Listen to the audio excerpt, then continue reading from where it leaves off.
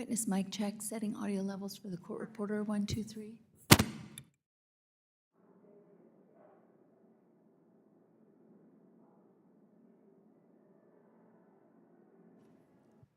Member mic check, 1, 2, 3.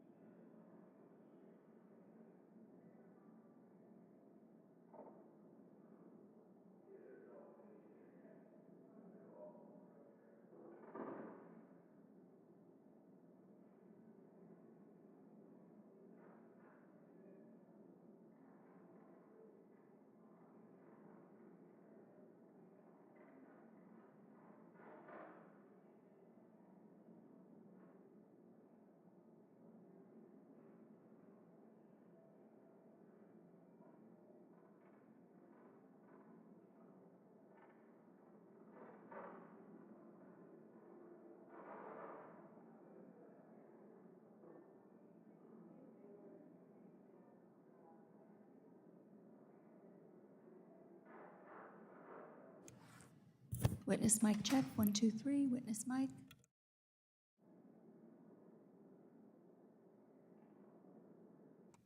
Witness mic check, 1, 2, 3, 1, 2, 3.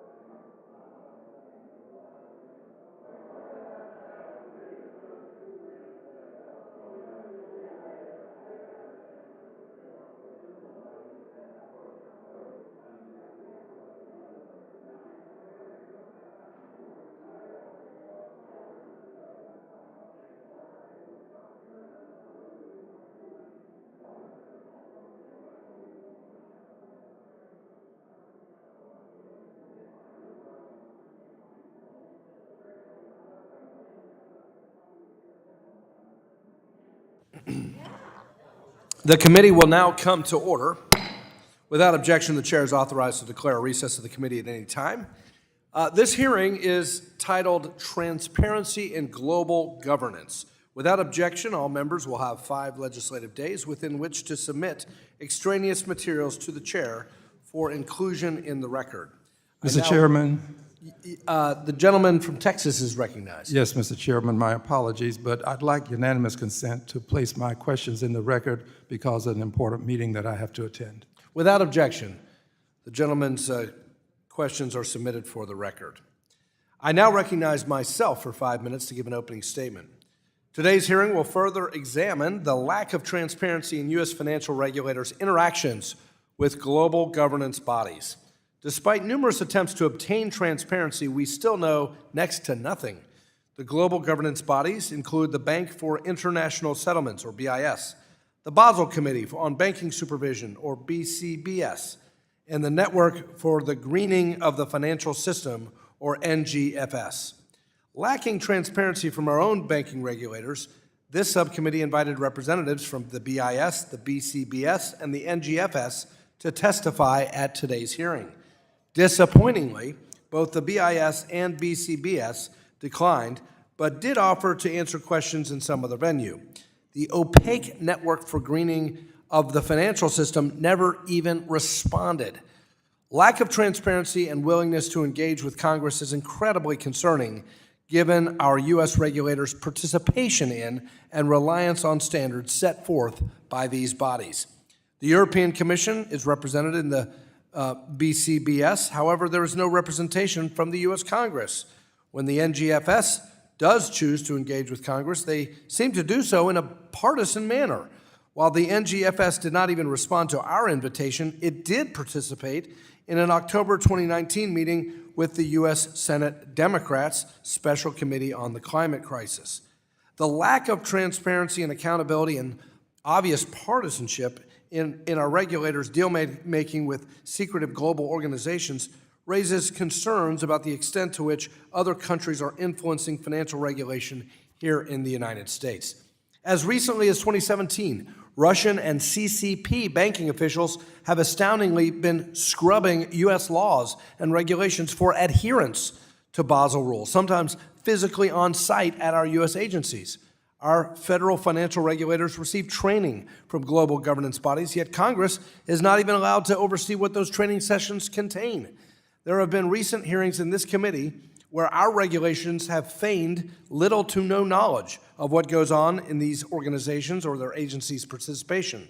Our financial regulators do not even track how many resources they devote to jointly working with global governance bodies behind closed doors. In the case of the NGFS, they seem to have no knowledge about how it is funded or how much influence China has. The influence of secretive global governance bodies on the U.S. regulatory framework has increased significantly during the Biden-Harris administration. The flawed Basel III endgame is one recent example of federal banking regulators inserting BCBS's goals and secretive deal-making into the capital framework for U.S. financial institutions. U.S. banking regulators have also inserted principles to guide U.S. banks on purported climate-related financial risks, following directives of the NGFS, along with the BCBS, BIS, and others. Recently, in a 2022 decision taken by the Basel Committee with the U.S. approval, there was a secretive deal made to change GSIB standards that favor the largest of European banks over U.S. banks, with no public consultation, contrary to BCBS's own rules. That discrete deal was called out from commentators across the ideological spectrum, but it remains in place.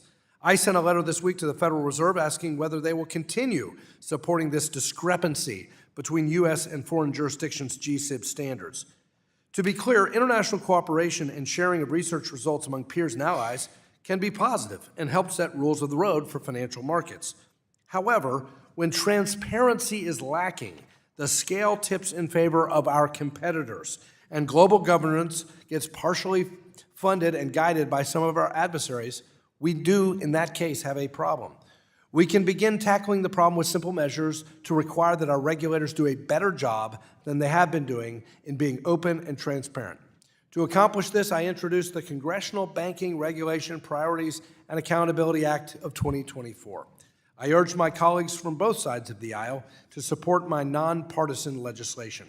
It strengthens congressional oversight of the activities of federal financial agencies by improving transparency regarding their participation in global governance bodies. It shouldn't be too much to ask that our federal financial regulators provide Congress, members on both sides of the aisle, with information about their dealings abroad. My bill simply brings financial regulations in line with other American officials, like those at the State Department and USTR, that adhere to clear reporting structures regarding their involvement overseas. I look forward to discussing global governance issues with today's witnesses. The chair now recognizes the ranking member of the Subcommittee on Financial Institutions and Monetary Policy, the gentleman from Illinois, Dr. Foster, for 4 minutes for an opening statement. Thank you, Chairman Barr, and to our witnesses. Today, the subcommittee will continue to examine the role of the U.S. banking regulators in international regulatory coordinating organizations. Intergovernmental organizations like the Basel Committee on Bank Supervision and the Financial Stability Board provide a critical venue for U.S. leadership and discussions of emerging risks to global financial stability. These and other organizations allow financial regulators from around the world to collaborate on non-binding standards meant to prevent a regulatory race to the bottom and provide opportunities to discuss emerging threats like those posed by artificial intelligence or internet-driven bank runs or climate change. The importance of this international engagement cannot be overstated. The 2008 financial crisis provided clear examples of cross-border contagion, and more recently, the COVID-19 pandemic demonstrated the varying national results of a crisis met by an uncoordinated patchwork of responses by different global policymakers. Further, the Bank of International Settlements estimates there are roughly $39 trillion in cross-border claims within its member banks. And despite the reforms following the financial crisis, the global financial system remains strongly interconnected, and experience has shown that distress in one part of the world can easily spill over to other jurisdictions. Throughout this Congress, our committee has held several hearings on the role of international financial regulatory bodies, with some of my colleagues alleging that U.S. involvement in them equates to a delegation of authority to the international community. Today, you'll likely hear claims that the U.S. regulators have committed to unconditionally implement the recommendations of these organizations and that these recommendations ignore the needs of U.S. firms. Those claims fail to recognize the outsized influence that U.S. regulators have in the development of standards, and they understate the fact that U.S. regulators have no statutory obligation to adopt the policies recommended by these bodies. When our subcommittee met for a similar hearing last November, the Federal Reserve, FDIC, and OCC were accepting public comments on the Basel III Endgame proposal, which was largely developed based on the recommendations and not the rules laid down by the Basel Committee on Bank Supervision. Not only did the U.S. regulators modify their proposal from the recommendations of the Basel Committee, they also engaged in a robust notice and comment period and took the additional step of gathering data from U.S. firms to allow them to better understand the proposal's specific impact on firms based or operating in the United States. Following this extensive public engagement and oversight, the Federal Reserve Vice Chair for Supervision, Michael Barr, announced that broad and material changes to the proposal are necessary to better align the costs and benefits to the proposal with the needs of the U.S. financial system. As been done with the Basel III Endgame, U.S. regulators are required by law to follow the Administrative Procedures Act for proposed regulations, which ensures robust engagement from the American people and from Congress. And in an increasingly interconnected global economy, ripe with geopolitical tensions, disruptive technologies, and environmental risks, it is essential that the United States continue its leadership in financial regulation. This international collaboration, coupled with the transparency required by the rulemaking process under U.S. law, preserves financial stability, prevents regulatory arbitrage, and promotes competition by creating a level playing field for the U.S. banks around the world. And I have to say the big U.S. banks are doing pretty well in the last decade. So I look forward to our conversation today and thank our witnesses again for joining us. Thank you, Chair Barr. I yield back. Thank you, Congressman Foster. The ranking member is not here, so we will move on to witness testimony. Today, we welcome the testimony of Paul H. Kupiec, Mr. Kupiec is the Senior Fellow at the American Enterprise Institute. Christina Perjon-Skinner, Ms. Skinner, Professor Skinner is an Associate Professor of Legal Studies and Business Ethics at the Wharton School at the University of Pennsylvania. Elizabeth Jacobs, Ms. Jacobs is Senior Specialist of Sustainable Finance at E3G background. We thank each of you for taking the time to be here. Each of you will be recognized for 5 minutes to give an oral presentation of your testimony. Without objection, each of your written statements will be made part of the record.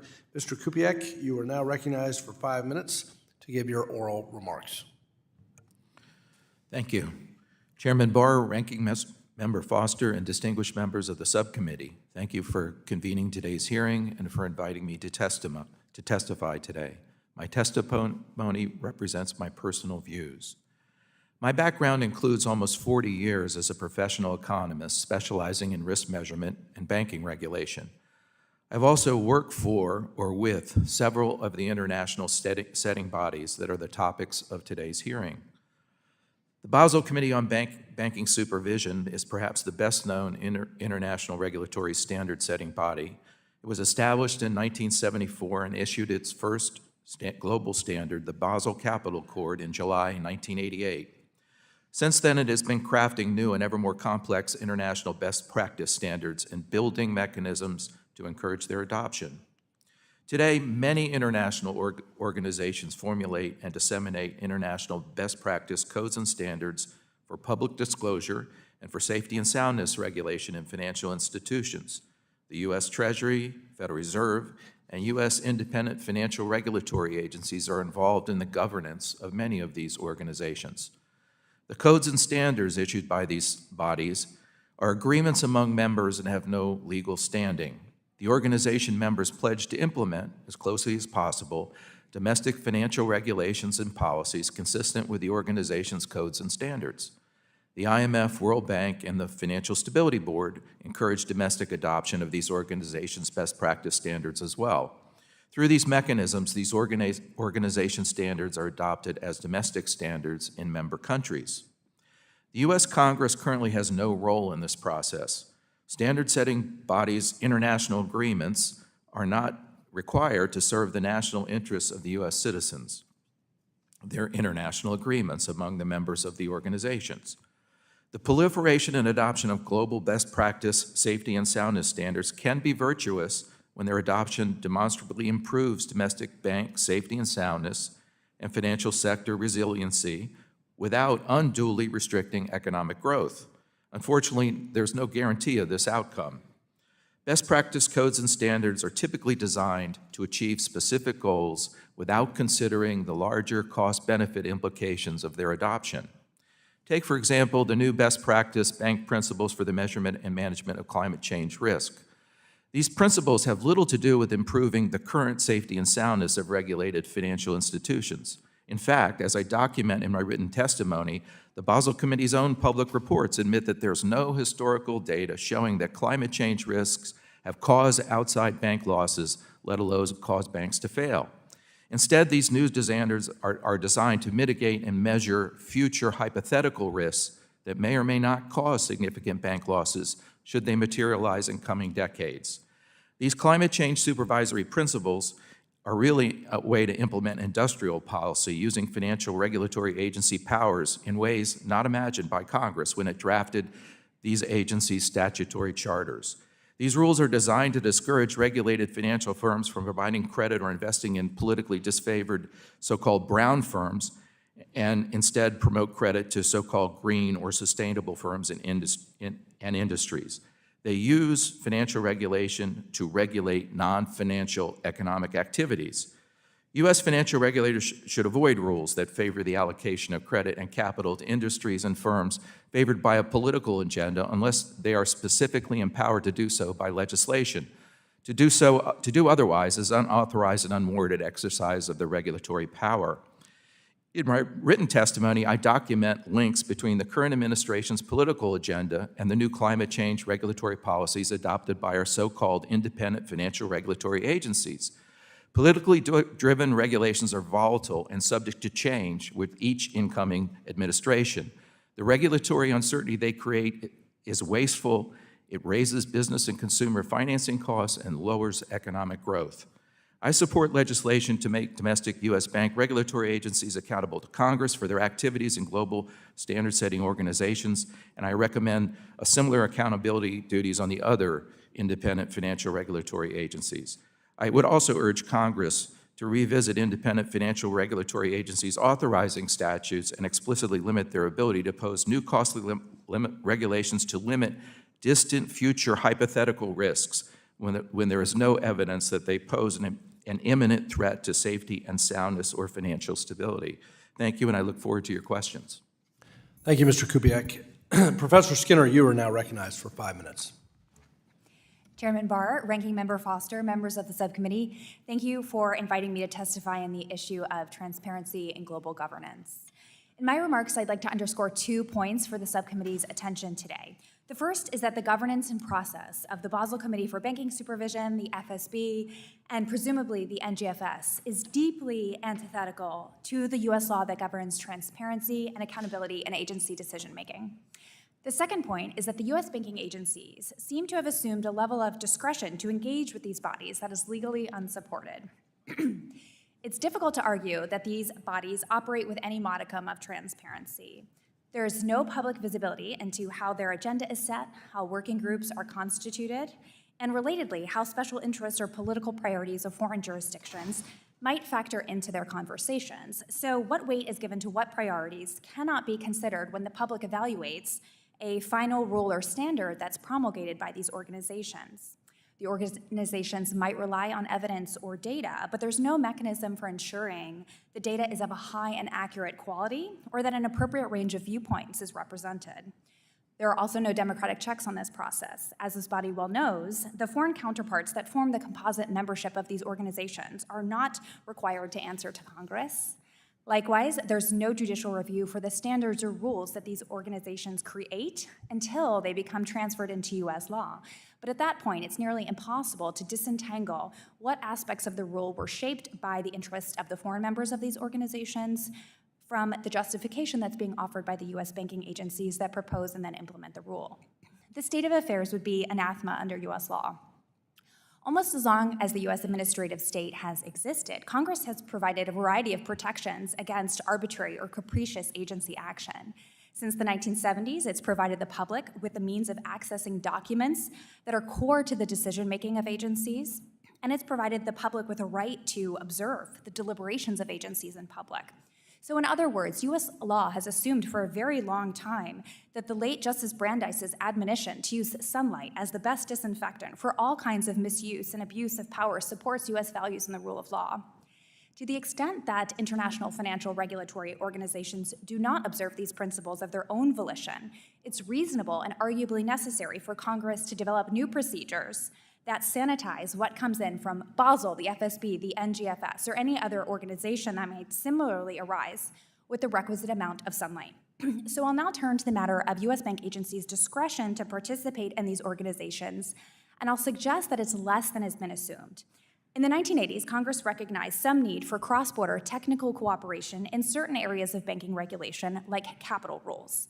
The Basel Committee was formed in 1974, and by 1983, Congress had passed the International Lending Supervision Act to authorize banking agencies to coordinate with their international regulatory counterparts abroad in this domain.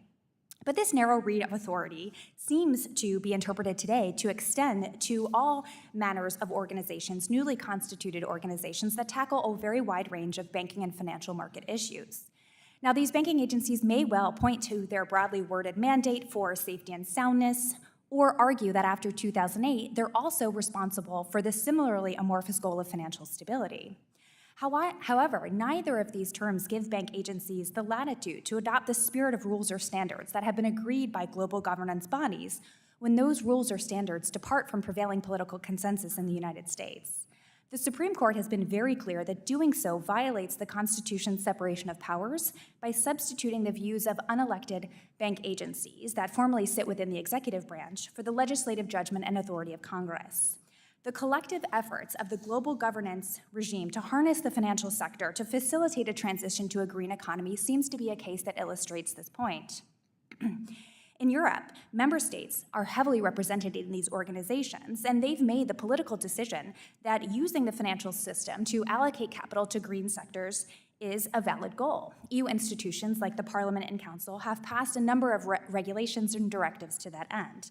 And this goal is clearly featured in Basel, the FSB, and of course the NGFS. On the other hand, there's no political consensus in the United States that banks can legitimately be used to facilitate a government and fiscal goal. There's a disagreement about how the state can or should use its authority over private sector banks, and that disagreement must be settled by democratically elected representatives in Congress, not by the discretion of bank agencies. And while international regulatory cooperation can be consistent with U.S. interests, Congress does need the appropriate tools to monitor their deliberations, which currently take place in cloistered settings. Thank you. Thank you. Ms. Jacobs, you are now recognized for 5 minutes. Thank you, Chair Barr, Ranking Member Foster, and esteemed members of the subcommittee for this opportunity to appear before you today. My professional career has been at the intersection of capital markets regulation and international cooperation. Prior to joining E3G, I had both the honor and the pleasure to work at the U.S. Securities and Exchange Commission for over 30 years. I had began work in the Office of International Affairs in 1989 when it was created under SEC Chair Richard Breeden, rose to a number of leadership positions there. Also had the good fortune to work with both the U.S. Treasury Department and the Office of Financial Research. I would like to have my statement reflect 3 key points. The first is international cooperation benefits U.S. financial markets, and U.S. regulators can promote U.S. interests internationally without ceding domestic authority. Mitigating the risks of climate change and finding ways to crystallize the economic opportunities of the transition to net zero should be a top priority for the U.S. and the U.S. financial sector. And there is transparency in international standard setting, and that transparency is supported by U.S. regulators. I'll use the capital markets as examples here, because that's sort of my home court, but a lot of the observations I make are also applicable to the banking sector. First and foremost, U.S. financial markets have long driven U.S. innovation and economic growth. In 2022, SEC Chair Gensler was speaking at a conference on the gold standard and observed that we're blessed with the largest and most innovative capital markets in the world. The U.S. capital markets represent 38% of the globe's capital markets, and this exceeds even our impact on the world's gross domestic product, where we hold a 24% share. U.S. citizens rely on their savings and investment portfolios to buy homes, provide their families with opportunities for higher education, save for retirement, and other life cycle events. It's long been a wise rule of thumb to strive to diversify investment portfolios, not put all your eggs in one basket. Diversification in a global economy can translate into investing in several different asset classes. Diversification in a global economy can also translate into taking investment opportunities available in other jurisdictions, including those intermediated by U.S. financial service providers. In order for U.S. investors to diversify responsibly, they need access to information and they need access to fair and competitive markets and exchanges. Staking out a U.S. leadership role in international standard-setting organizations sounds like an appealing way to improve U.S. investor protections as well as support U.S. economic growth. It does not involve the ceding of any domestic authority. It does involve U.S. banking and other agencies engaging with foreign counterparts to understand the full scopes of risks facing the financial institutions that they oversee and that operate globally. The Federal Reserve Board staff that testified earlier this year about participation in international groups, and I believe with regulators along with the OCC and FDIC, noted that they help shape international and standards and recommendation to the nature and needs of the U.S. financial system when they participate in these groups. They also underscored, with respect to the Federal Reserve Board, it does so only does policymaking on the basis of its own domestic statutory mandates and responsibilities in accordance with U.S. administrative law. Mitigating the risks of climate change and finding ways to crystallize the economic opportunities of the transition to net zero should be a top priority for the U.S. and the U.S. financial sector. Across the U.S. financial landscape, it has been observed and internalized, in some ways better than others, that climate change poses financial risks, including risks that can manifest in unpredictable ways and magnitudes. One example of guidance in this area included the principles that we've heard about today that the banking regulators have adopted, as well as the U.S. Treasury Department of principles to help guide net zero financing and investment. But there's a lack of alacrity in improving financial sector standards to address these risks, and it has dented U.S. financial sector leadership. Gaps, particularly the lack of U.S. rules on climate-related disclosures and assurance and audit standards, obscure U.S. investors, U.S. regulators, and our foreign counterparts from their ability to manage risk. These gaps could forestall our own ability to effectively advance U.S. economic interests globally. Nations that take steps to ensure resilience to climate-related risks will be stronger for it. Finally, international standard setters and processes today are consistent with domestic principles and U.S. norms. Typical trajectory includes publishing of comment papers, making available comments that are submitted in connection with those, and usually an interim or proposed policy will be, again, reset for public comment. And final approaches are published with the narratives analyzing factors in a particular situation. And this is comparable to the trajectory and public consultations used by U.S. regulators under the Administrative Procedures Act. Thank you. The gentlelady's time has expired. Before we move to member questions, I'd like to recognize the ranking member for 1 minute.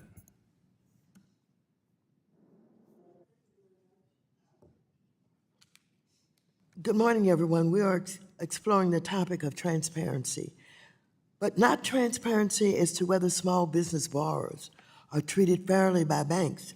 No, my Republican colleagues oppose that type of transparency as they repeatedly try to block the CFPB's rule implementing Section 1071 of Dodd-Frank to make that data public. Instead, we're examining the Republicans' weird conspiracy theory that U.S. regulators don't work on behalf of the American people, but instead work for Europeans when they engage in international forums to ensure that we don't experience a global economic crisis or recession and share best practices on dealing with the financial risks of climate change. We should support these international discussions, not fear them, to ensure that international standards reflect American values and promote a stable global financial system. I think that there's a lot more issues that we could be working on now. I appreciate the concern. I guess I appreciate it. But I'd like any of our presenters here today to name those regulators that you know about that are not working Gentlelady's time in has the interest expired. of this country. My God, what is this all about? Gentlelady's time has expired, and we'll now turn to member questions. And it's really not a conspiracy theory. It's a real concern about the American people being governed by entities that are totally unaccountable and lack transparency. I recognize myself for 5 minutes for questioning. So the first question is this: look, climate activists, Treasury Secretary Yellen through the FSOC and the Network for the Greening of the Financial System, along with the other global governance bodies, including the BIS and the BCBS, are all pushing the Fed to incorporate climate change into the U.S. bank regulatory framework and to channel credit towards so-called green investments, and are pushing a green agenda even into monetary policy considerations. Professor Skinner, do you believe that the Federal Reserve's supervision and regulation responsibilities assigned by Congress provide a clear mandate for the Fed to engage in efforts aimed at channeling credit to favor certain assets and disfavor others on the basis of purported risks from climate change? No, I don't. The Fed's supervisory and regulatory mandates certainly do not support the Fed's efforts were they to have developed to proactively green the financial system. They may try to lean on the open-ended soundingness of safety and soundness or financial stability. However, the Supreme Court has been very clear that agencies cannot exploit discretion to do a number of things. They cannot effectuate structural change in an economy. The Fed should not be using any kind of discretion in its mandate to pursue goals that are on the executive branch agenda, that are fiscal goals. And agencies certainly don't have the discretion to implement new supervisory structures that break with political consensus in the United States. So although the Fed does have a mandate for safety and soundness, it can't possibly encompass proactively greening the financial system. Thank you. Dr. Kupiec, numerous interlocked global governance bodies, including the Network for the Greening of the Financial System, Basel, the IMF, and the partisan FSOC have been pushing U.S. financial regulators into the climate policy-making sphere. They have also been pushing for the use of highly speculative NGFS data and models in U.S. regulatory frameworks. Yet there's no transparency of what goes on at the NGFS. Do you see any risk to incorporating speculative, sometimes scare-inducing models of plausible futures by U.S. federal regulators when they issue principles, guidance, or regulations aimed at channeling credit toward some politically preferred activities and away from others? I see a lot of danger there.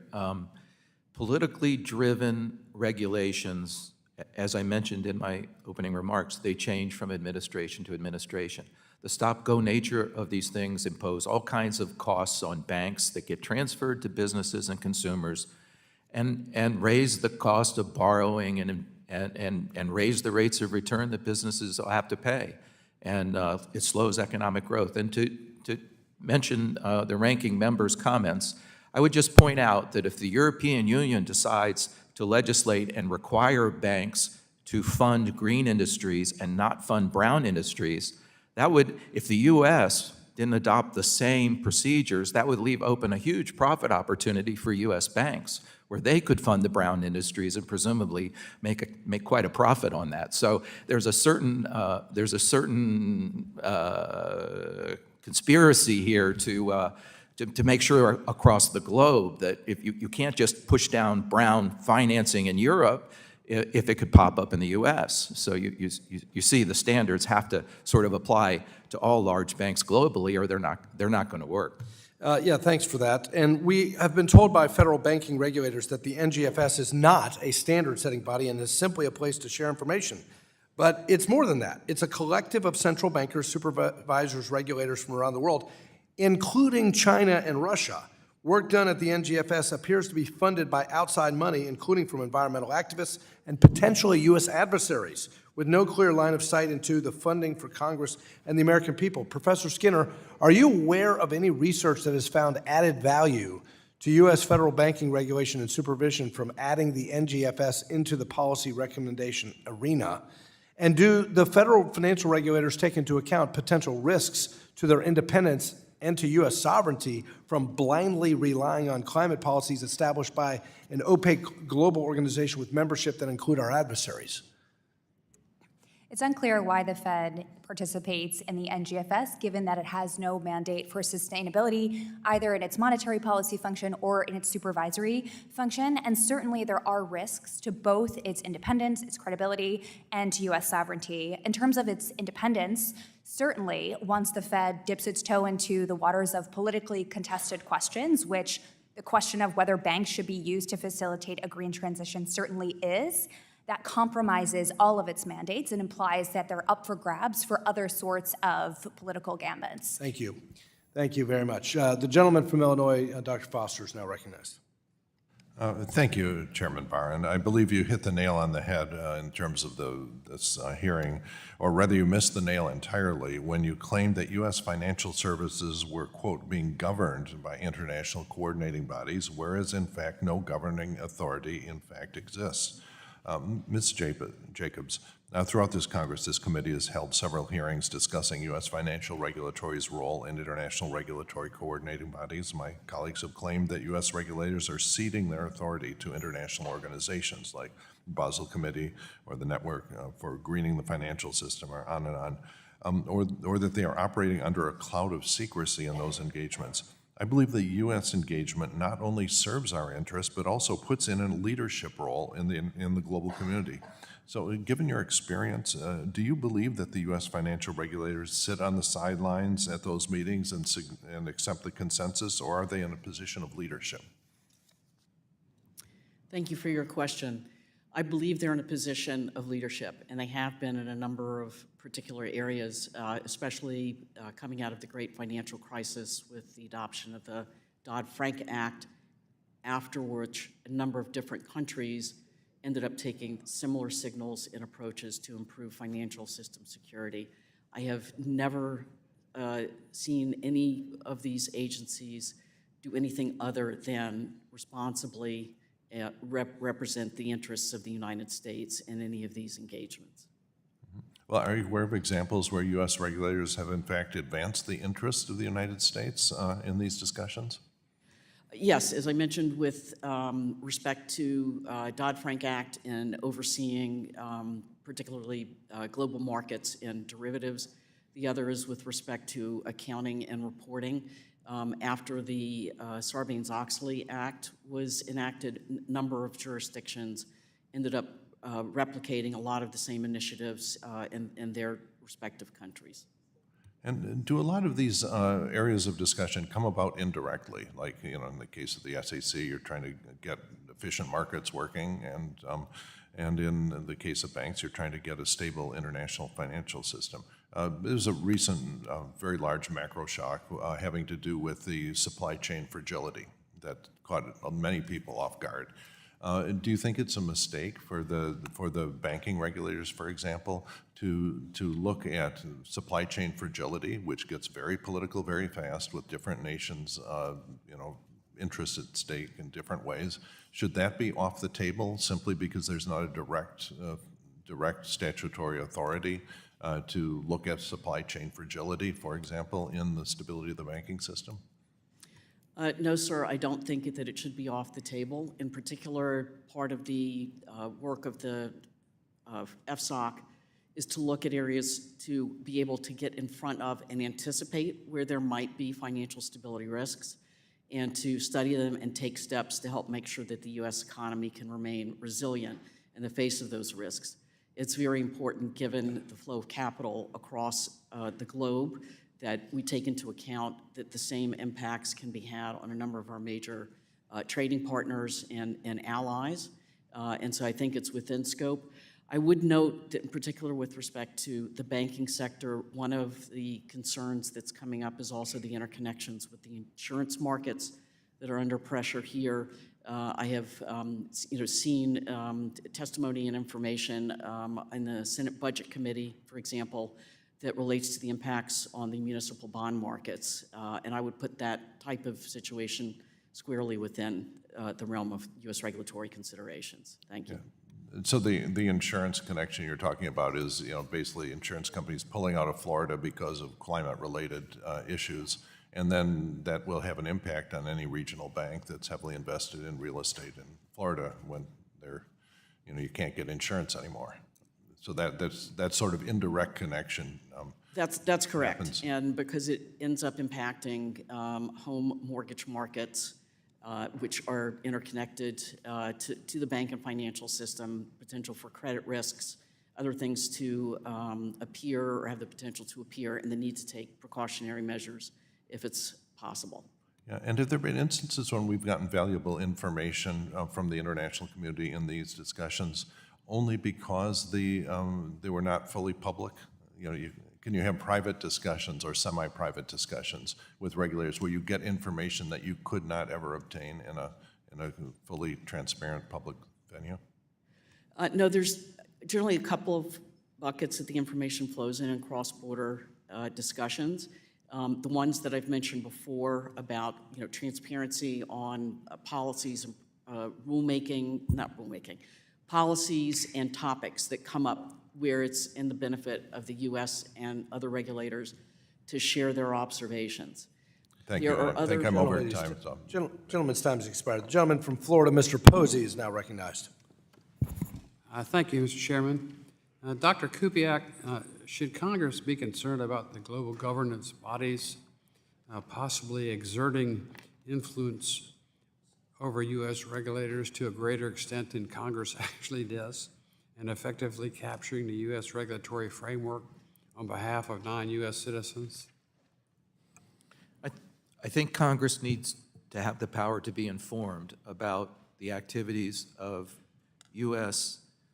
regulatory agencies' involvement in these organizations. It's not so much that the international organizations dictate our policies, it's more that the financial regulators in the U.S. use international relationships to get things into agreements that they turn around and assert that they have to also have those powers here domestically. So it's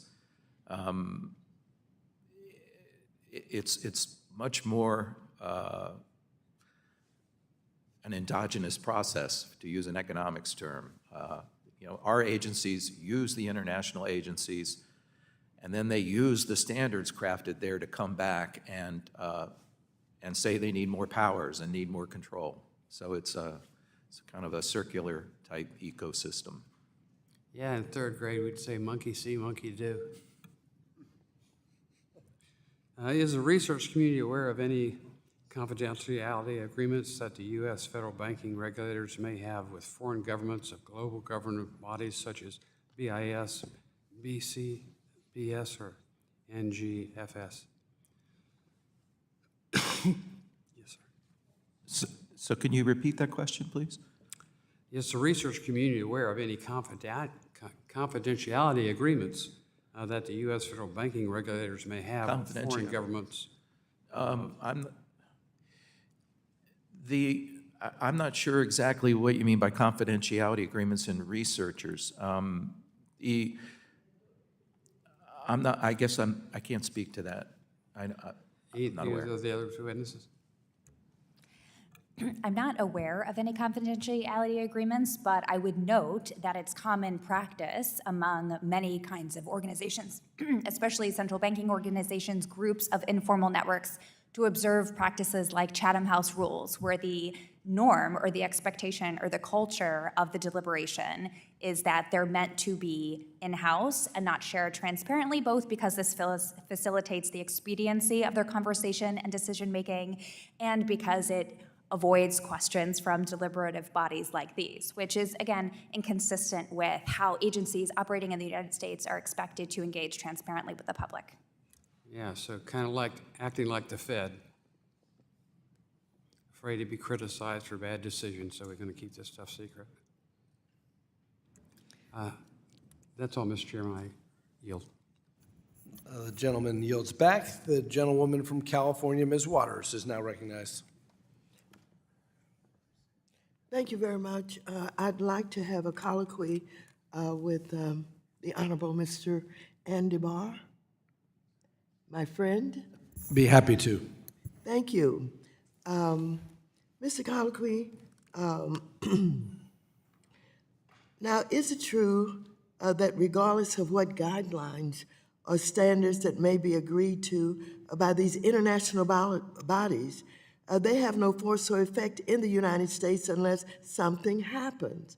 And that something would be until our regulators propose a rule pursuant to the Administrative Procedures Act. And shouldn't that go through Congress? Shouldn't it have to be a piece of legislation that goes through the House, the Senate, and then on the president's desk? But you're not suggesting, I hope, that because we're engaged somehow internationally, that rules can be adopted and they just automatically become part of the United States of America rules. Will you yield? I yield. I think the witnesses just answered your question better than I could. I think Professor Skinner talked about the lack of transparency and the secrecy with which our regulators actually interact with these international bodies, and Dr. Kupiec made the point that these international rules, it's not as much that our regulators are being forced to adopt them, but they're using these international standards to import these standards into the way in which our agencies act. You're certainly correct that, fortunately, we have the Administrative Procedures Act, and we, in Congress, need to hold our agencies accountable to follow those rules. The problem is the secrecy with which these interactions happen and the fact that our agencies are using their international interactions to import international standards makes it much less transparent and much less accountable to the American Will people. the gentleman yield? I will. Do you know of any way that any of our regulators have secretly taken this information and somehow incorporated into rules or laws in the United States? One example. Well, I think the climate disclosure rule by the SEC is a great example of outsized influence from international pressure.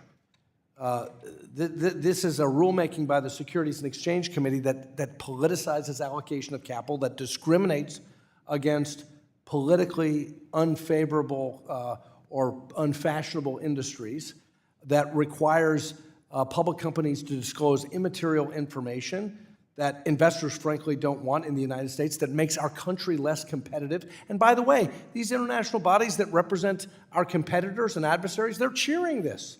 They can't believe that American regulators would actually do this to our own economy, to their benefit. The idea here that we would actually bow down to international organizations and import their rules or their climate rules in punishing our own economy is craziness. Well, the I think the fact that we're even doing this to our own economy is really startling, because we're punishing ourselves in the global competition with our adversaries. If the gentleman will yield, I can understand a disagreement that the United States should be interacting internationally, even though it's in the best interest. We can't build a wall around ourselves and not act internationally, particularly as it relates to the climate. This is a worldwide issue. You can speculate all you want or think perhaps, oh, they know something. Oh, and because our regulators came up with this information, they didn't create it themselves. They got it from those bad people that they're working with in the international community. Well, I've asked for specificity. I've heard none.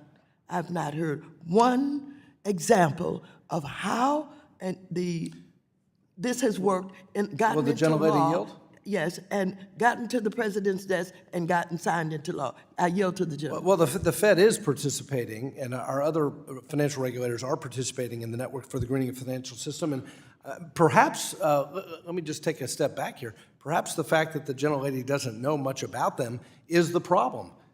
You know, we have differences of opinion and we have different political perspectives, but I think we all should want a little bit of transparency here. How are our regulators, you obviously care about climate-related financial risk, but don't you care about what, if we have minutes, do we understand how our regulators are actually interacting with these international bodies?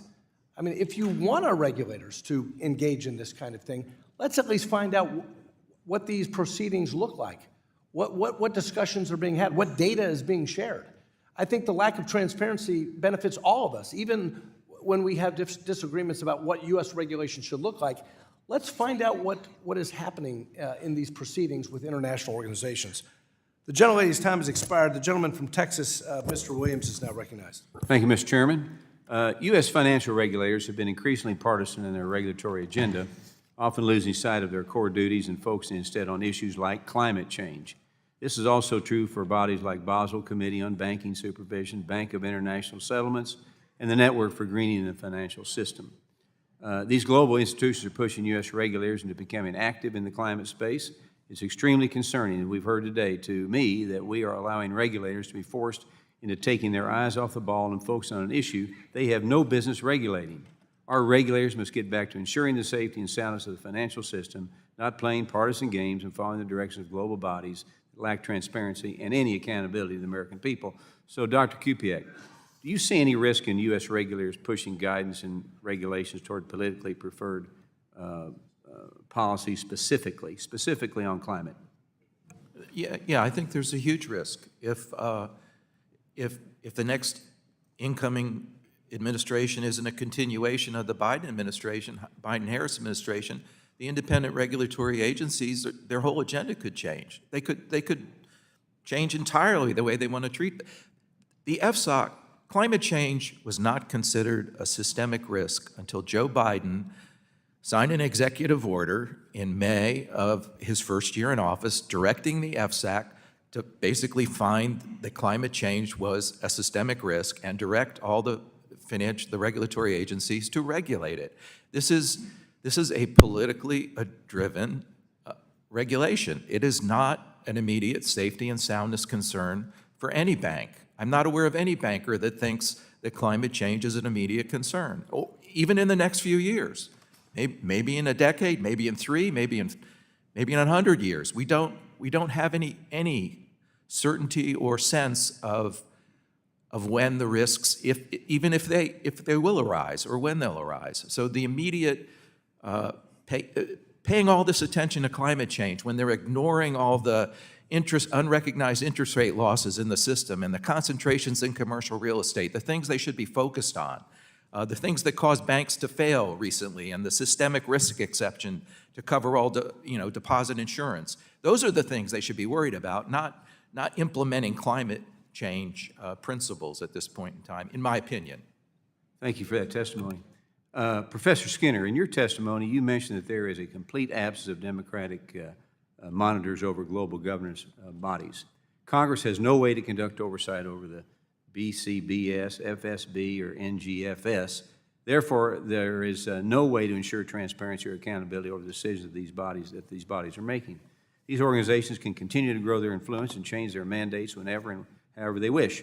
Congress can only hold accountable the U.S. regulators who often bend to the mandate of these international standards. It is important that we hold our regulators accountable to the American people, not foreign bodies that operate in the shadow. So, Professor Skinner, could you elaborate on the risks associated with a lack of democratic monitors over these global governance bodies, and how can Congress increase our oversight of these bodies in a way to protect U.S. interests? Thank you. So the primary and most immediate risk is that there's no natural check on how wide the remit of these bodies expands. The term financial stability has no globally shared meaning. It's never been defined in legislation or in any other rulemaking in the United States. So the danger is that if there are no democratic checks on how these bodies operate, and in turn, the banking agencies interpret their authority to engage in financial stability-related work in a limitless fashion, then there's no end to the number of issues that they can tackle under the heading of financial stability risk. When you couple that with the fact that much of this happens in the realm of supervision, which is informal in and of itself, there's a tremendous amount of discretion that U.S. banking agencies have, both to engage in these fora, which, as we've discussed, is opaque, and then import the spirit or ideals or norms into supervisory practice, which itself is not really subject to the APA because it's a lot of informal action. And so hopefully I've somewhat addressed the ranking member's question about specific examples as well outside of the formal rulemaking process that are problematic. We've got limited time. Real quick, I'll ask you a short question. Could you elaborate, Professor Skinner, on how smaller and community banks are impacted by these standards set by opaque international bodies? Yes, I think it's very difficult for small and community banks. They're not really meant to be covered by the rules that are formulated in these bodies because they're really meant to be dealt with internationally active, systemically risky banks. And so transposing them into community banks, as has been done with the climate supervisory guidance, is really part of a bigger effort to make it more difficult to sustain the three-tier model of banking. My time. The gentleman from California, Mr. Vargas, is recognized. Thank you very much, Mr. Chair. First of all, thank you again for this hearing and thank the ranking member for convening. Also, I want to thank the witnesses. I'll ask the first question I asked all the witnesses that come before us. Do you believe in climate change? If I could have you raise your hands if you do. I see 2 hands raised. I believe the climate changes over time. Do you believe climate change is also caused significantly by human activity, the burning of fossil fuels? I don't think that's a settled issue yet. So, I think okay, it so I'll could be. disregard everything you say then. Well, but that's because your it's very, choice. it is my choice, and I will, because I think there's a scientific consensus on this now. And that's why I always ask it, because it's interesting when we first started having these hearings, I started asking, it was interesting, most of the Republicans would say no. And now virtually all of them do. So far there's been 2 that haven't, you and another gentleman. So I am going to disregard everything you say, because if you don't accept climate change, I think we're speaking about 2 different, and it's my time, sir. So don't try to answer during my time when I don't ask you a question. Thank you. But I did accept climate change. Yeah. So one of the crazy things about watching last night was the conspiracy theories. The eating of dogs in Ohio and all this crazy stuff. That wasn't the Republican Party that I used to know. They used to be very stable people that believed in science, believed in family, and all these other things. And the ranting and raving of a madman last night was almost insane to watch. And to see the conspiracies here that somehow our people that work here in these different organizations somehow participating in international organizations somehow lose their minds and come back and try to sneak these regulations in, it is a continuation of these crazy conspiracies. I mean, I honestly, I don't get it. This wasn't the old Republican Party that I understood and I like. I didn't, by the way, I didn't grow up a Democrat or a Republican. I had respect for both parties. Not until I was an adult did I choose to be a Democrat, and I'm proudly a Democrat now, but I had respect for the Republican Party. They've seemed to have gone off on this crazy conspiracy theory world that doesn't meet reality. I'm glad that at least I believe probably a Republican believes in science and climate change. Now, the question of systemic risk, since I'll just talk to you two, you don't believe, one believes and the other doesn't believe in the climate risk, that it's systemic. Doctor, if I could have you speak to a professor first. In terms of financial stability risk, the reason that I have argued that at least right now for the U.S. economy and the U.S. banking sector, it's very difficult, if not impossible, to make the argument that climate change is a financial stability risk is for the following reason. In order to demonstrate a financial stability risk, we would need some kind of verifiable credit risk lurking on the balance sheet of big banks, so that if that credit risk were manifest and caused the insolvency of a big bank, you would have spillover effects of the kind that we had in 2008. But in order for climate change to pose that kind of credit risk in a large systemically important bank, a number of bad things would have to happen first, and taken together it's extremely unlikely right now. For one, a wide range of corporate America would have to be unable to repay their loans. Their loans would have to be impaired because of some kind of physical or transition risk. If that were to come from physical risk, we would have to see massive kinds of physical storm series events transpiring across the country and the world at once, given how geographically and sectorally diverse these banks are. If it's transition risk that we're concerned about, then we'd have to assume that there was a very sudden and abrupt transition in policy that would make it impossible for businesses and banks to plan or adapt. Okay, if Jacobs, do you agree with that? Thank you very much for the question. What I do believe is that climate risk does equal financial risk, and that has been taken up both in consideration with respect to potential for credit losses as well as operational risk. The way through to help better manage, as I've mentioned, is providing information to the markets, to market participants, and the SEC's rule was driven by investor demand. But I also think that the opportunities are also being overlooked with respect to the transition. And in particular, I know one of the issues that has come up in discussion with calibrating Basel standards is... My time is up, so I'm going to yield back. Thank you. The gentleman from Georgia, Mr. Loudermilk, is recognized. Thank you, Mr. Chairman. Thank you all for being here. Let me address something before I ask my questions. A leading climatologist testified before Congress several years ago, and someone who believes in climate change and the human cause in it. And what they testified is something that my friends on the other side continue to ignore. She said that if we stopped all CO2 emissions in this country, it may, this is just stopping all CO2 emissions, it may reduce the median temperature by a fraction of 1 degree.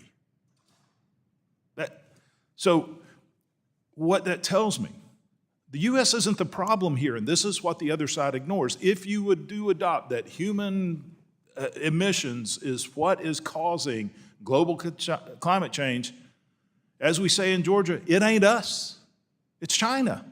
It's other nations like this that refuse to abide by everything. So my concern is that we handcuff ourselves to the extent that it isn't going to make a difference while we ignore those who are causing the problems. And that's where the focus should be, if that's what you believe here. With that, Professor Skinner, next week the House will be considering a package of bills targeting, quote, woke bank supervision through enhanced accountability to Congress, among other things, but these bills aren't just about short-term climate or social policy. In the long term, they're about preserving a transparent and politically independent bank regulatory framework. In a 2021 Duke Law Journal article, you wrote that activism undermines the legitimacy of a central bank authority, erodes central bank independence, and ultimately renders a weaker central bank. You cite recent climate activism at the Fed, conducted under the guise of traditional supervisory goals, as an example of political activism by the central bank. Question: do you believe that the Federal Reserve's supervisory responsibilities delegated by Congress provide a legitimate mandate for the Fed to engage on climate policy? I do not believe that this Fed's supervisory mandates gives the Fed the authority to attempt to proactively green the financial system in the way that Europe has chosen to instruct its banks to do, to try and allocate capital toward green sectors of the economy and away from brown sectors of the economy. It's possible that the Fed is trying to thread a delicate political needle by appeasing both sides, trying to cordon off its monetary policy from accusations of greening while making its supervisory policy more open to the issue. But in my opinion, that simply compromises the independence and the credibility of all of the Fed's functions. I appreciate that. Follow-up question. The Federal Reserve, like other U.S. bank regulators, touts their political independence. Yet, as my colleagues have pointed out, the Fed is also a member of a litany of foreign non-government organizations like BCBS, BIS, NGFS, and others. As Mr. Barr said, we are concerned that banking regulators have taken activist-funded, non-binding recommendations from these organizations and translated them into binding supervisory requirements. My colleagues across the aisle say that the regulators aren't being influenced by these NGOs.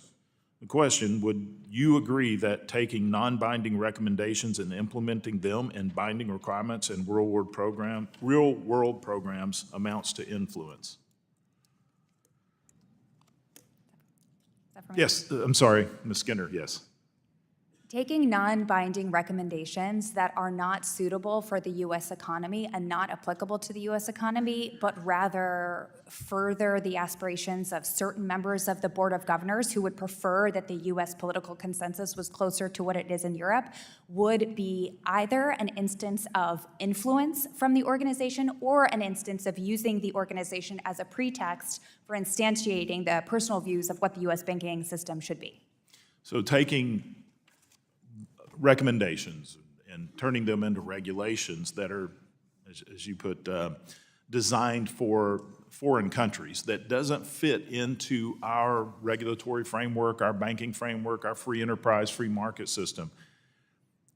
Is it not detrimental to the health of our economy, our banking system, and our financial institutions when they are forced into a regulatory environment that doesn't fit not only in their business model, but in the economic model of the United States? Yes, I believe it's detrimental to our banking system, our financial system, and possibly has knock-on effects for other aspects of economic security and geopolitical positions of the United States. All right, thank you. I yield back. The gentleman from California, Mr. Sherman. We see that the regulators have listened, at least to some degree. They're republishing the proposal. And in their republication, which still will need input from this committee and others, they're going to appropriately treat not only low-income housing tax credits, but green energy tax credits. We see that they're going to properly take into account private mortgage insurance as reducing the bank's risk. But we see also a continuing tendency to favor investments in big companies and publicly issued bonds over small. They still want to say that there's only a 65% risk weight for publicly traded companies, which is an attack on Main Street. We have a limited amount of capital. And so much of our banking system is designed to put that capital on Wall Street rather than Main Street. But Wall Street has its own way to get capital. They sell bonds and stocks to the public. Whereas if pizzerias in my district are going to get capital, they're going to get it from loans. And yet, when those small business loans have no interest rate risk, only a credit risk, whereas long-term government bonds have only an interest rate risk and no credit risk, we see the regulators pushing banks toward investing in the long-term bonds because they don't have to recognize the interest rate risk. That is to say, if bonds decline in value and you happen to call them hold till maturity, you don't have to recognize the loss. Those losses can be substantial. Those losses destroyed Silicon Valley Bank. Ms. Jacobs, Republicans are arguing that our financial regulators are not independent of international organizations, which seems hard to square because they used to be proposing this and today they're proposing that. So it's hard to say, were they mimicking the foreigners yesterday or today? In your experience, do U.S. regulators participate in these international coordinating bodies, or do they kowtow to foreign dictates?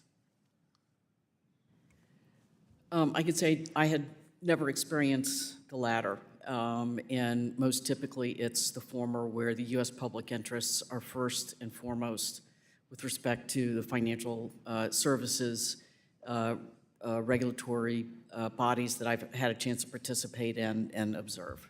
And members of this committee are aware that I have criticized the Basel III proposal, but the one criticism I haven't used is the idea that all those who all xenophobes should reject it because it's European created.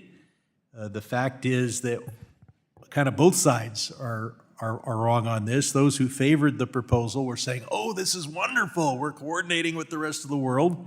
And the opponents said, oh my God, you're coordinating with the rest of the world. And then you actually read the Basel III proposal, and it's very different from what the rest of the world is doing.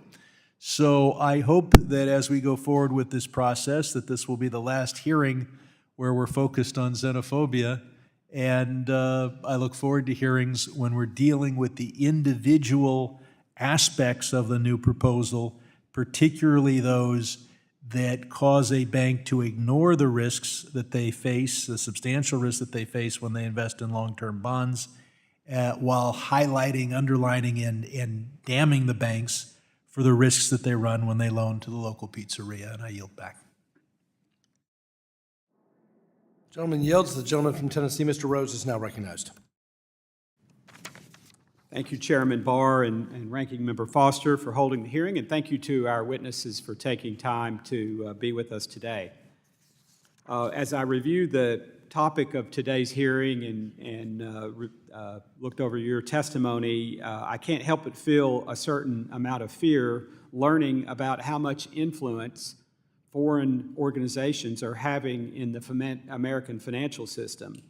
When it comes to members of the Network for Greening the Financial System, as of May 29th, you have the Bank of Russia and the People's Bank of China as members. To put it frankly, it scares me to hear that our financial system could be being influenced by countries that want to see our country's downfall and have been very forthright about that. Professor Skinner, do we have any idea just how much the Network for Greening the Financial System is influenced by our foreign adversaries? I think that's a significant part of the problem, is that we really don't have much of an idea at all what goes on at the NGFS. What we do know is that it's formally part of the Central Bank of France, the Banque de France. We do know with a high degree of likelihood that it accepts grants as part of its funding from the philanthropic arm of lots of different climate activist groups or corporations. And we know that the Federal Reserve, at least in significant part, relies on the scenario analysis work that the NGFS has done, even though technically I believe it's still in an observer status. So there's a tremendous amount of opacity, and in my opinion, it's one of the most problematic aspects of the U.S. participation in this framework, precisely because, on the one hand, the U.S. Federal Reserve has no mandate to engage in the kind of proactive greening that is the reason for being of the NGFS, and we have absolutely no idea how it's really funded. And if this was transpiring in the U.S., if the Fed was directly taking grants from private organizations, that would be an ethical nightmare for it. Sure, and just following up on that, Professor Skinner, if the global governance bodies such as NGFS were subject to outside scrutiny, such as public meetings and visible rules, could we better ascertain the influence of China and Russia on these global governance bodies? Yes, we certainly could, and so I think the proposed bill takes important steps in that direction. I think it really is unacceptable that our financial regulators are working in lockstep with organizations that are influenced and could be controlled by our foreign adversaries, especially when these global governance bodies choose to hide their agendas and refuse to be held accountable to the public, failing to meet standards that here in the United States we would see as customary and normal, and yet we aren't able to see these things happening at the global level, and yet they're having an undetermined influence on our financial regulators here at home. Not only are global governance bodies secretive and opaque, but we also are learning that these bodies provide training to U.S. regulators and supervisors on things like bank supervision. For example, there is the Climate Training Alliance, supported by the Bank for International Settlements, or BIS, the Network for Greening the Financial System we've already been talking about, the International Association of Insurance Supervisors, and the Sustainable Insurance Forum. There is also something called the Financial Stability Institute, or FSI, including a special FSI Connect portal, which the BIS calls its e-learning platform. The platform is available, quote, exclusively to central banks, supervisory authorities, deposit insurers, or other eligible public sector authorities. Professor Skinner, given that it is the responsibility of this committee to oversee how our regulators implement laws governing their actions, is there any reason you can think of as to why Congress should not be allowed to have access to training information supplied by global governance bodies and used by our regulators to help train U.S. regulators and supervisors? No, there's no reason at all. And it's important that you have this information because so much of supervision is not written down. It's judgment calls, it's in the field practice, it's methodology, it's practice. And so to the extent these training institutes or training materials inform how supervision is conducted on the ground, that matters for how the regulators are using the statutory instruments and tools that Congress has given them.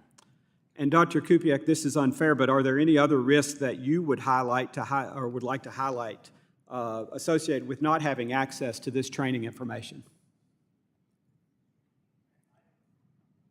I used to teach for the FSI in some of these schools. I can't imagine that you couldn't ask the domestic regulators to give you access to it. You may want it on your own, and you may think you have a right to that, and I wouldn't disagree. But you could press the Fed, for example, to allow your staff to access the materials. I don't see why not.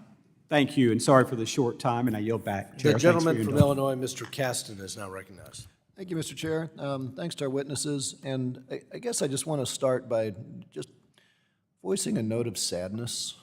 I'd remind everybody that the idea that climate change is real, the idea that the U.S. should play a leadership position in the world, was not always a partisan idea. Cap and trade was invented by the Reagan White House.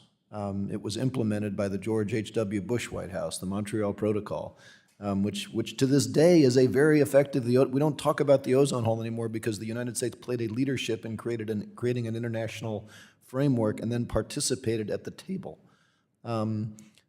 We did that in part because I don't think, other than complete morons, we think that hurricanes are only created in the United States and stay within our borders, that rising sea levels are only impacted by our borders, or for that matter, that the global rush to technologies that allow you to have cold beer and warm showers without having to pay for fuel is actually a market force that is really happening and is really causing significant capital flows that need to be managed. I agree with the chairman, that's become partisan. Still makes me sad. Ms. Jacobs, can you just speak a little bit to what would happen if the U.S. were to get out of these organizations, to decide that U.S. multinationals no longer will have their own government represented at the table? Thank you very much for that question. It's an important one, and I think it would not be beneficial to the U.S. interests to decline to participate in these different organizations. Part of the success of the U.S. capital markets, banking markets, is because of the rules and regulations that we have. And these engagements in these organizations help us to export them. With respect to the training sessions that have been mentioned here, it's often U.S. regulators who are doing the training. And I know, for example, with respect to securities markets, you would like to have those markets reflect U.S. standards when they are also could be a place where U.S. investors place their retirement and other savings. I give a tremendous amount of credit to public servants that I've worked with and know that they have the U.S. public interests first and foremost when they participate in these organizations, and it's incredibly important that there not be a void in that regard. Moving on to you, Ms. Skinner, I think you've made the point several times that the United States financial regulators, other regulators, should not interfere and pick winners in energy markets. Saudi Arabia famously is the low-cost swing producer of oil. I think you'd agree, I would certainly agree, but I just want to confirm, would you agree it would be bad U.S. policy for the United States to threaten to withdraw all military aid from Saudi Arabia unless they opened the taps to lower the price of oil, benefit U.S. consumers, collapse the shareholder value in oil companies so that the green energy industry could succeed? Would that be bad policy? That is out of my toolbox. Oh, I'm asking Ms. Skinner. Would you support the United States using our military strength to force Saudi Arabia to lower the price of oil? Unfortunately, military strategy is also outside of my area of expertise, but to answer the question that I think you're driving at, I agree that I have testified that it is not the position of banks, the government, to tell banks where to allocate capital. I've also said that But I'm just saying, the United States has a lot of tools. Pardon me? The United States has a lot of tools. Saudi Arabia could open the taps and massively lower the price of oil that would decimate the U.S. oil industry. It would also accrue to the benefit of U.S. consumers. Should the United States do that? Well, the United States should certainly not allow banking agencies to use their judgment in order to potentially exacerbate geopolitical risk by, for example, making it more difficult for... Look, here's the reason I asked the question. In October 2020, Donald Trump called Saudi Arabia and said, we are going to withdraw all military aid from Saudi Arabia unless you lower production because we need to raise the price of oil because it is hurting U.S. oil producers. Did anybody in this room, other than me, object to that? If we are arguing that the United States should not prop up industries, let's understand that the fossil industry is unable to compete against the technologies that are coming. Now, I get it, right? Project 2025, this Republican agenda, is trying to pull us out of all of these agencies because the fossil industries are petrified that they cannot compete in a world where there are cheaper energy sources available. That is causing huge flights of capital. It is hurting parts of the country that depend on resource extraction. They're all Americans. We need to look out for them. But let's not sit here and pretend that we're just pro-market. You've said many times you support brown energy. I support cheap energy, reliable energy, affordable energy. That is a role for our financial regulators, our global financial regulators, and it is an international question. Yield back. I wonder why intermittent renewables need subsidies. With that, the gentleman from Wisconsin, Mr. Fitzgerald, is now recognized. Thank you, Mr. Chair. The new sustainability regulations require European banks to report the ESG status of corporate customers. Companies will need to show that their lending practices support companies with good sustainability records. Furthermore, They'll need to prove that they're loosening ties with firms that are poor ESG performers. This is the type of social engineering our constituents are so concerned about happening here in this country. To Mr. Kupiec and Ms. Skinner, Treasury Secretary Yellen has said she opposes these regulations, but what can Congress do to ensure the Biden administration is actively pushing back on the EU and other regulators that push these policies? Thank you for the question. So again, as I've testified, there is no political consensus that mirrors that which exists in the European Union around their Green Deal, which is to say there's no political consensus that the U.S. banking agencies should be channeling capital to green sectors, right? So the question on the table is not necessarily whether governments should do something about climate change, but whether they should require the banking sector to facilitate that goal. And because we don't have this shared political consensus, I agree with you that it's important Congress have the tools to be able to look under the hood to see if that is in fact the objective that is permeating some of the standards promulgated at the BCBS and the FSB. And so I think the steps proposed in the bill today take important measures in order to give Congress the ability to ask U.S. banking agencies how they are representing U.S. interests, what interests have featured in their bill, and to establish a system for regular reporting on the interests that factor into the negotiations. Very good. Mr. Kupiec? Yeah, I think of it a little differently, I think, than you. I think that it's a policy of this administration to promote green energy and to discourage brown energy, that the president signed an executive order to that effect, telling the FSOC to find climate change as a systemic risk and directing the agencies to promulgate rules and regulations to mitigate climate change systemic risk. And then they used the Basel Committee on Bank Supervision to craft principles that then they have to bring back home. So I view a chain here. So I think it's the intention of the executive branch to do this, and I do not think it's in the remit of regulatory agencies to. Climate change is not a current safety and soundness issue, and I don't think they should be regulating it. But the FSOC disagrees with me. Well, I agree with you. I think that should matter. As we know, Dodd-Frank supplied the statutory basis for the 2013 Basel implementation rule. However, U.S. regulators seem to assume that Dodd-Frank continues to supply a statutory basis for implementing or fine-tuning Basel III 13 years later. So this raises a question on whether regulators are moving beyond U.S. law rather than simply acting in response to Basel commitments. To Ms. Skinner, did you believe this is consistent with recent Supreme Court precedent that limits the discretion of the executive branch?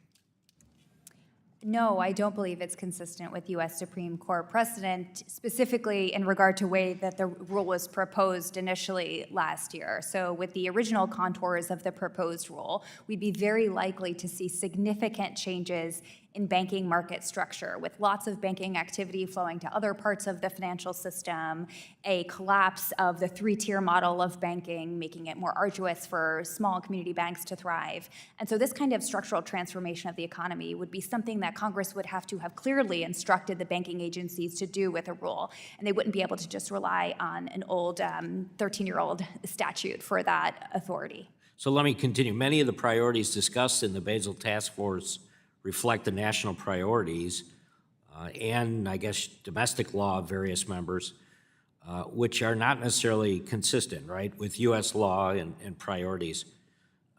So there's really no transparency in these deliberations at all. So what would you tell a member of Congress? How can you separate out foreign interests from international agreements that are made by Basel participants?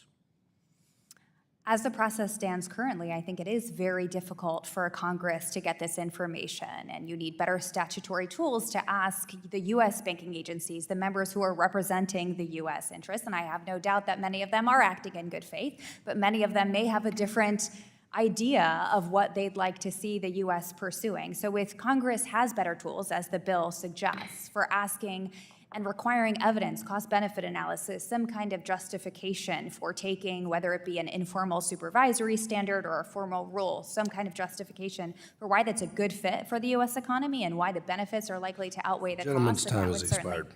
equip you. Thank you. The gentlewoman from Massachusetts, Ms. Presley, is now recognized. Thank you, Mr. Chairman.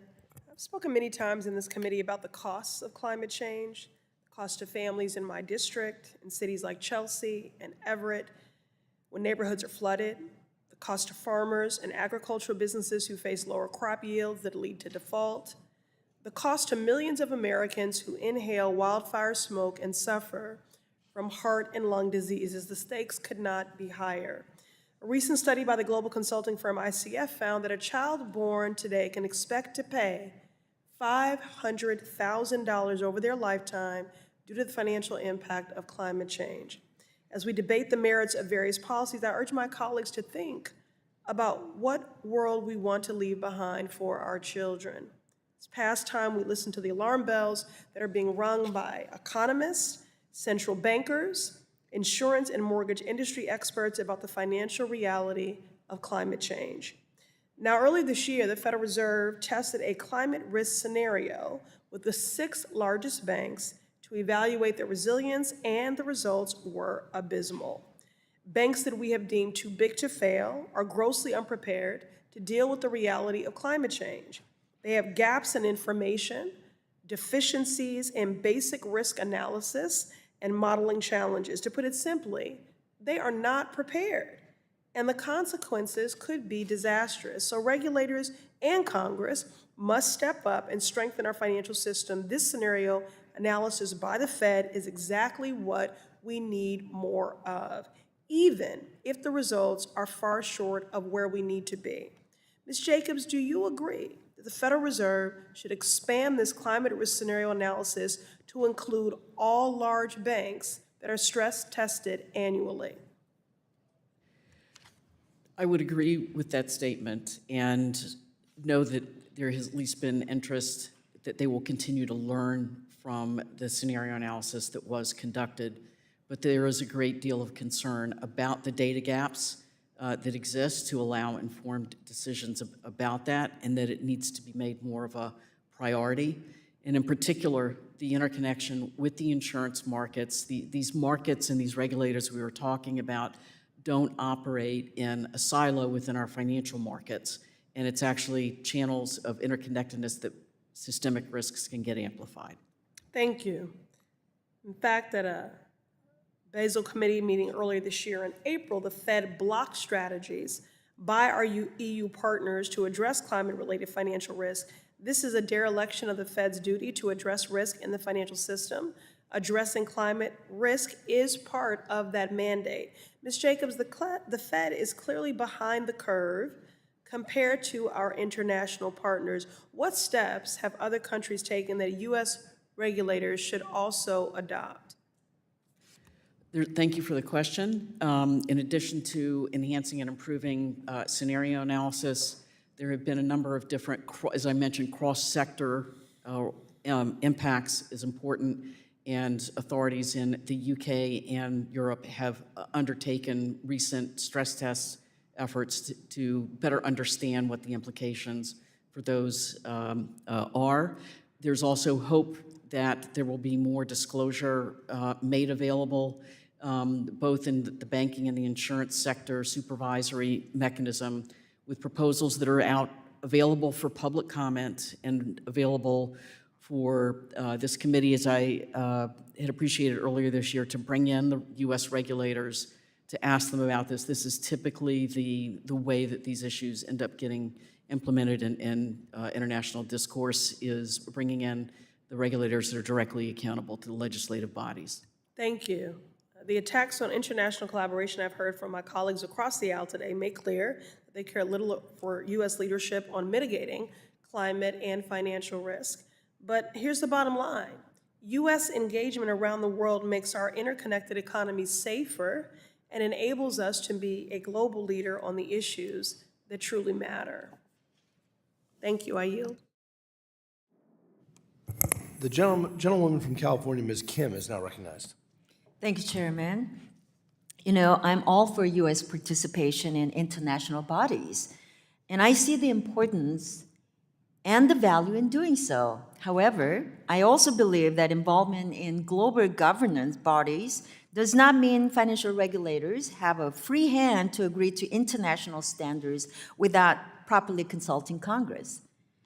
We need more transparency when U.S. financial regulators engage other countries on regulations that could reduce access to credit and capital for millions of American families and small businesses.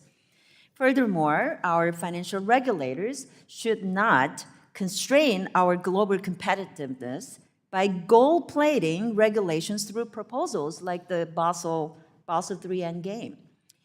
Ms. Skinner, given your expertise on the governance and structure of the Basel Committee on Banking Supervision, can you explain how the BCBS reaches an agreement on rulemaking and standard setting decisions? Or, I mean, do they reach an agreement by a majority of the vote of the members or by consensus? It's very difficult to say with clarity how their voting mechanism works because much of their procedural requirements are not written down for the public to observe. What I have learned in studying the organization is that an agenda is generally set by these organizations, but it's hard to know how power is articulated and jockeyed between the various members. Working groups are constituted to execute on the agenda, but likewise, it's hard to know who's selected for the working groups and why, and then how issues are voted Transparency is on. very important, right? So that's why I'm troubled by the lack of transparency of these global governance bodies. I think we all agree Congress should know how they reach an agreement.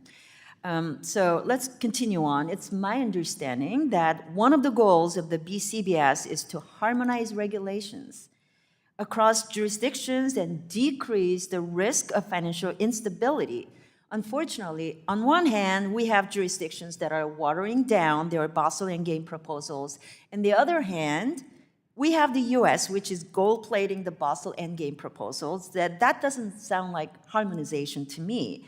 So do you think this BCBS is doing a good job in harmonizing standards and regulations? And if not, can you talk to us, what could they do to improve harmonization without usurping the US regulatory framework? So the BCBS ultimately is an exercise in political negotiation, right? Ultimately, it's a political process that's happening, and power is negotiated, and each country goes home and implements the rule as they see fit in most cases. But this sort of underlines the point that to the extent this is a political negotiation, Congress should have a line of sight into it, just like it does in every other area of economic diplomacy. And the Constitution assigns Congress the responsibility of foreign affairs where international commerce is concerned. Thank you. You know, in your testimony, you mentioned there's no statute or rule that narrows or specifies safety and soundness, which is a dubious mandate the Fed often relies on to oversee financial institutions. The term financial stability is not clearly defined in statute, nor does it have a shared global meaning. So can you elaborate why it's problematic for banking regulators to continue to rely on broad terms such as these to promulgate regulations? Yes, it's problematic because increasingly, and especially after the 2008 financial crisis, the number of things that have been put under the category of financial stability risk is ever expanding. And without some limiting legislative definition, that will no doubt continue as regulators are incentivized to expand their remit and jurisdiction and continuously look for other things to regulate and supervise under the heading of financial stability risk. So can you also touch on how regulations using those terms reduce access to capital for consumers and small businesses? Yes, so for example, I think one area to look at as a concrete example is the extent to which the Fed wants to or has imposed the principles for climate risk supervision on all banks, not just the biggest banks. So to the extent that smaller and community banks have to comply with this rule, which is really in opposite to banks that don't have an international footprint with potential for spillovers from their failures, that makes their business more costly. It makes it more difficult for them to get funding and to lend, and that can in turn reduce access to financing to small and medium-sized enterprise. Well said. Thank you so much. I'd like to thank all the witnesses for joining us today, and I yield back the balance of my time. Thank you. The gentleman from South Carolina, Mr. Timmons, is recognized. Thank you, Mr. Chairman, and I want to thank the witnesses for being here today. First, I want to express my disappointment that the intended witness panel, consisting of representatives from various global governance groups, refused to participate today. Under the Biden administration, our financial regulators continually disregard congressional oversight efforts. However, they at least understand that Congress and the duly elected members who make up this committee are the source of any and all authority they wield. So while U.S. regulators do not always answer our questions necessarily, at least they show up and participate in the democratic process. Unfortunately, the same cannot be said for the global governance bodies invited to this hearing. The Bank for International Settlements, the Basel Committee on Banking Supervision, and the Network for Greening the Financial System, they all refused to participate. And I would like to note that the NGFS was more than happy to meet with the Senate Democrats' Special Committee on the Climate Crisis back in 2019. This lack of accountability and transparency is unacceptable. The latest development regarding the Federal Reserve's inconsistent rollout of the Basel III Endgame proposal is a prime example of the flawed nature of our regulators taking cues from their unaccountable European counterparts. Just yesterday, Fed Vice Chair Barr previewed his revised Basel proposal, and the unanimous takeaway from the media was that he and the Fed were substantially scaling back their original proposal from last year. This was entirely avoidable. This is the result when American regulators outsource their responsibilities to global governance bodies.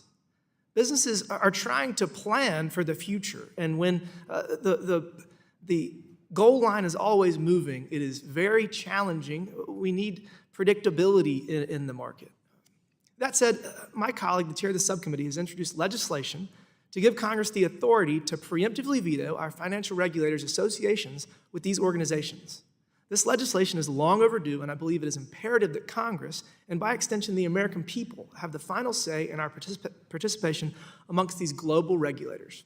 Professor Skinner, should Congress be concerned that global governance bodies may be exerting more influence over U.S. regulators than Congress and effectively capturing U.S. regulatory frameworks on behalf of non-U.S. interests? Well, in the absence of Congress's ability to see into what the deliberations consist of and how U.S. interests are represented, then I think it's natural to be concerned that there is the potential for influence, just as on the flip side of that, it's natural for the American people to be concerned that unelected experts are instead using their participation in these organizations to impose their view of what financial regulation or supervision should be, which is different from the political consensus that exists in Congress. Thank you for that. What course of action would you see as most effective to reducing these concerns of foreign influence? So yes, thank you for the question. I think it was suggested at various points that it would be a shame for the U.S. to withdraw from its participation in these organizations, and I agree, it would be a shame for the U.S. to withdraw from its participation in these organizations, with the exception of the NGFS. However, it's very reasonable for Congress to have a procedure, as has been proposed in the bill, for having a say over whether joining new groups or joining new work streams of existing groups is consistent with U.S. interests and the structure and strength of the U.S. economy.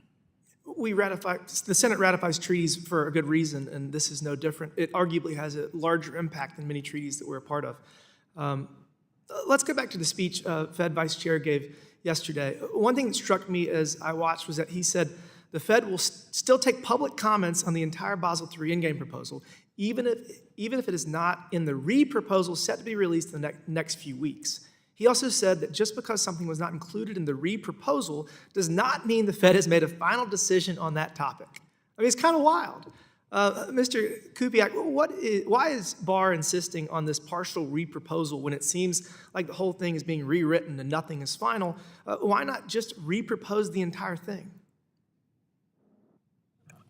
I don't have an answer for that one. I don't Again, businesses are trying to plan for the future, and the continued uncertainty creates major challenges. Mr. Kupiec, do you know of any examples where agencies have behaved similarly, and how do we avoid future situations turning out like Basel? I think the Securities Exchange Commission wrote or attempted the greenhouse gas emission disclosures, the same sort of problem, right? I don't think that they rolled that out and then they had to walk it back, and I don't think that that's been finalized yet. So I think these are contentious regulatory policies that there's not a lot of agreement on, and that's why they have to revisit them so many times. Thank you for that. Everything that we need to do here in Congress needs to be for the purpose of making sure that the U.S. economy continues to be one of the best places to have a business and make sure that we're competitive in the global economy. And with that, Mr. Chairman, I yield back. The gentleman yields back, and I want to thank our witnesses for their testimony today. And before we conclude the hearing, I want to respond to the ranking member's question about specific examples. Well, we know from this report right here, for example, that global governance bodies are actively surveying and monitoring U.S. federal banking and other regulators for adherence to their desired policy positions. As an example, the FSB and the Network for the Greening of the Financial System jointly surveyed numerous U.S. federal regulators, including the Fed, the FDIC, OCC, and FHFA. They asked 43 detailed questions, and I wish to submit this climate scenario analysis by jurisdiction report for the record. Our federal regulators dutifully complied and devoted U.S. federal taxpayer resources to responding to the FSB and the NGFS survey on whether or not they're doing climate scenario analysis in their regulatory framework, and if not, why not, and when they will get going. Our federal regulators appear far more responsive to these international groups than to U.S. Congress, at least in terms of answering questions and being accountable to them. Let me yield to Dr. Foster for some closing remarks before we wrap up. No, I just want to point out that when they survey all the different bank regulators in the world, I bet you everyone reads the U.S. sections more carefully because the U.S. shows leadership. There's an interesting article in Foreign Affairs about how crucial the actions of the Federal Reserve were during the financial crisis in the last couple of months. So and it is instances like that when there's a crisis particularly that the world looks to the U.S. for leadership. And that's because what we do matters, and it's not a bad thing that all the bank regulators throughout the world look at what their peer regulators are doing. And I just don't think that's a bad thing. They're lessons learned, and as long as this nightmare of how some cabal giving directions that must be obeyed to our regulators, as long as that remains a fantasy and not reality, I think that that what we're looking at is something which is a net good for the stability in the United States and the world. Thank you. Yield back. And I would note to my good friend here from Illinois that the bill that's been noticed for this hearing does not prohibit the U.S. from leadership on the world stage, does not prohibit U.S. participation in these international bodies, but provides us transparency and more information about these interactions between our regulators and these international governing bodies. Without objection, all members will have 5 legislative days within which to submit additional written questions for the witnesses to the chair, which will be forwarded to the witness for their response. I ask our witnesses to please respond as promptly as you are able. This hearing is now adjourned.